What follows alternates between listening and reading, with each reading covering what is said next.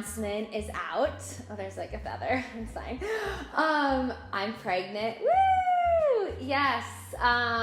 This year, well, actually, for the past year and a half has been unbelievably painful to get here, emotionally, spiritually, physically, and I cannot believe this day has come, and I'm just so excited to be sharing this journey with all of you. And I really want to create a platform where other moms and moms-to-be have a space where there's knowledge, you can ask questions, and you can get information, because I feel like in this world there's so much information, and it was really hard even for me now in my second trimester. It's like, what's facts, what's not real, who do I trust, all that kind of stuff. So having, again, I'm not a doctor, this is just my point of view, and I just wanted to give you guys insights on what I've gone through to possibly help you guys in the long run. So let's just get started, yeah? So Drew and I actually started, I just want to give you guys a kind of a history of what's going on.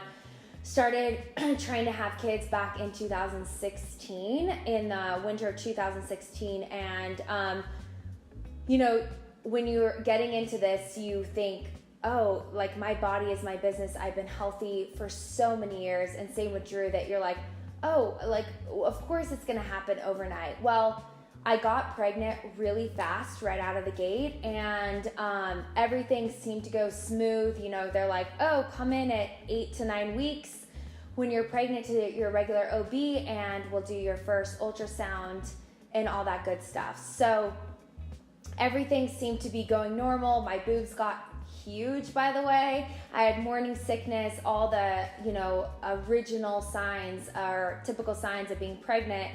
And I arrived at my ultrasound, and the ultrasound tech was, at first was like, wait, what, like how far along do you think you are? And there's nothing really here. The sac was like already morphing into itself. It just was so heartbreaking, especially when you're going into this and you already love the little light inside of you, and then when things start to just dwindle, it's an unreal emotion that I know many of you guys have gone through. So anyway, so that happened, and then I had a DNC, which is awful if any of you guys have ever had that before. Right after that, I decided to go that route instead of taking the pill to have you miscarry at home, just because I was on a plane 5 days later shooting in LA, so I didn't really have a choice at that point. I needed to just, you know, get on and move on. Well, I was so novice to this experience and didn't realize how emotionally it would take me out for months. A lot of the girls that I work with here, they know me, and I'm such a workhorse and a person that's just like get shit over the line and, you know, moving things forward. And this whole experience it's crippled me for months. So after that experience happened, obviously devastated. You're like already told a couple people, and you're like, it's so heartbreaking. After that, I got pregnant 2 months later, pretty fast, and had what they call a chemical miscarriage right out of the gate. So I found out I was pregnant on a Thursday, and I miscarried actually on a plane that weekend, which was the most awful experience you've ever gone through. Terrible stomach pains, and then just like blood everywhere. It was horrifying. I ended up in the emergency room after that experience because they thought I might have had an ectopic pregnancy, things like that. So basically, after those two experiences happened to me, you're like, what the fuck is wrong with me? Like it's like those questions go through your mind. Is it my body? Is it me? Like, why does this seem to happen for everybody else, and I can't seem to do something that seems so natural as a woman? So at that point, my OB decided to pass us on to one of the best fertility clinics here, which a lot of you guys I'm sure know. CCRM. Dr. Schoolcraft is like the godfather of basically IVF, and we're so lucky. I keep saying, like, the universe definitely put us here in Denver because of CCRM and because of these people, because I didn't realize I was going to be going down this track. So we ended up meeting at them at CCRM. I ended up going with a doctor named Dr. Kondapalli, who I really, really loved, and she's at the Rose Medical Center. So we ended up deciding to go with her. Once you get a doctor at CCRM, just heads up, you have to stay with them. So make sure that the doctor is a right fit for you. So we ended up going down that track. Here's the kicker with CCRM and this whole thing. It takes months to get testing. You're literally there every day, getting your thyroid checked, getting your levels checked, having to do an ultrasound, having to do all the just hundreds of tests that they do. So again, you're like, dude, I just want to get pregnant. I want to get pregnant, and all the anxiety and everything that's in your body, but you have to go through this long waiting period of like, oh shit, do I actually have something seriously wrong with me?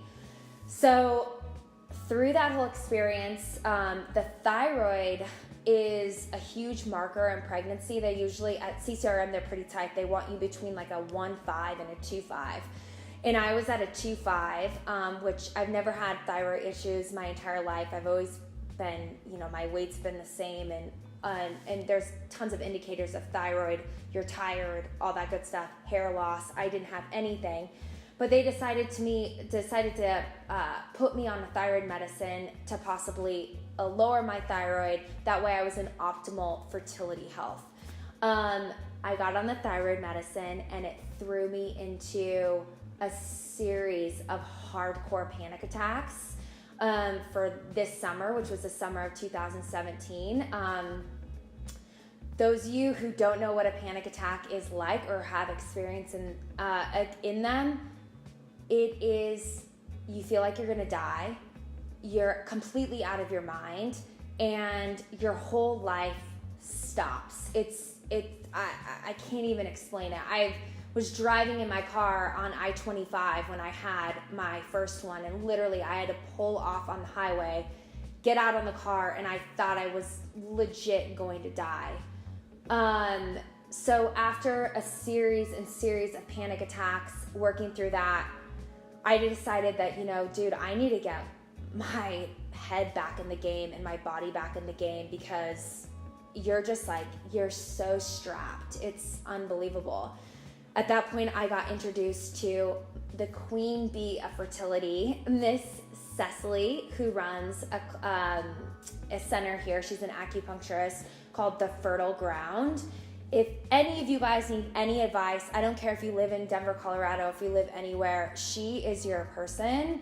At the end of my YouTube video, I'll click her link so you guys can get more information on her. Not only is she the most kind and knowledgeable person about like cells and what you need to eat when you are trying to create a human, and your mental health and your spiritual state, she is like the rock to what has, like, why I'm pregnant today. So I met her.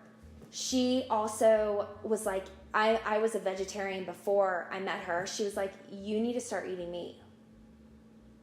So with the help of her and another nutritionist named Sarah Jane Sandy, who's also in Boulder, Colorado, we'll put her link at the end of the video too, I decided to kind of rehaul my diet. Lots of leafy greens, filtered water, shitloads of eggs. I had red meat twice a week. So all these things that I decided to change, plus a pretty robust prenatal vitamin kit that had methylated folate, vitamin D, and all the supplements that are just make your body ready to create life. So between the two of them, and I also ended up going to seek someone for therapy to get my head in the right space in terms of, going through all this and having traumatic experiences. I was just scared to be pregnant again just because of recurrent pregnancy loss. So fast forward through the summer, which was one hell of a summer. basically hit rock bottom. And I go into the fall, and we were like, fuck it, we're gonna go back to CCRM, because they were like, try for a couple months. If it doesn't happen, come back, we'll start IVF. So literally it was like October, what was it, Chelsea, like 28th? 20, like the end of October. Yeah, end of October. Or was it the 1st of October? Was it the first or end? I think it was the end. Okay, because you were like November I think it was like 1st or yeah, October 31st or yeah. something. You were gonna. Okay. So the end of October, so we're having a dialogue, and we were at Love Lead Aspen. It was a big wellness festival in Aspen that we got invited to, which I was super. Chelsea's like, whoa, what's going on? I was bawling at every yoga class. Anytime anyone had to ask me a question, I was like, whoa, like just like highly emotional. And I just knew, I'm like, I think I'm pregnant. And so I was supposed to start, I'd gotten all the birth control pills and all that stuff at home. That was on a Sunday. I took the pregnancy test in Aspen. It said pregnant. I was supposed to start IVF that Monday.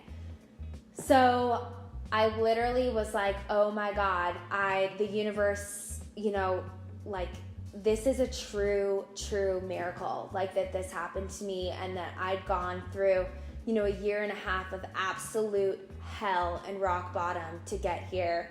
And so just blown away by that. And since we're already in the system at CCRM, the best thing about these fertility clinics, which I'm like, I'm coming back, even if I don't need IVF the next time or whatever, is they test your numbers right out of the gate. So I knew I was pregnant on a Sunday. I went in and got my test done on Monday, and my numbers doubled. So that means that your pregnancy is very viable. So at that point I knew, okay, like we've got to run at this. And then they monitored me all the way up to 9 weeks. So I had an ultrasound every week. I had my progesterone tested every week, which they usually supplement that for girls with recurrent pregnancy loss in case you aren't making enough on your own. So did all these things, and then they finally graduated us, back to my OB, and we've had one other ultrasound, and now I'm at 15 weeks. Holy shit. Second trimester. I've been as sick as a dog, literally head in the toilet. And I've peeled back, not because exercise is fantastic and you should be exercising if you've already been doing it throughout your pregnancy and stuff, but for me, I wasn't in a creative mind state this past year. I feel like I've been kind of in and out just with everything that's gone on. So anyway, that's where I am today. I'm through this journey, and on this YouTube channel, we're gonna do videos about food and what foods I eat and to amp up your fertility. I'm gonna show you guys my fertility smoothie, which is the bomb, by the way. I'm going to show you about skincare, non-toxic skincare, and why that's important, through this process, and to get all those chemicals out of your body. We're going to give you guys 6 safe exercises that promote fertility health, like really engaging the large muscle groups, things like that, and staying away from like a lot of cardio stuff. Why we believe, and same with Cecily's, staying out of heated yoga rooms when you're trying to get pregnant is important. I know that doesn't go for everyone, but that is definitely something that I've learned along the way. And just give you guys all these resources that are going to help you on your fertility journey, and together, and give you guys an outlet, and just this is a crazy thing. And I think I read a statistic the other day that by 2020, 1 in every 2 women are going to have fertility issues because we keep pushing out our age to have kids. So this is a topic that's not going anywhere. It's so personal and dear to my heart because it's literally changed the course of my life, and I just want to be the best resource and kind of mama bear for you guys. So thanks for tuning in, and we've got so much to share coming up in the next couple months. And that's it. So love you guys.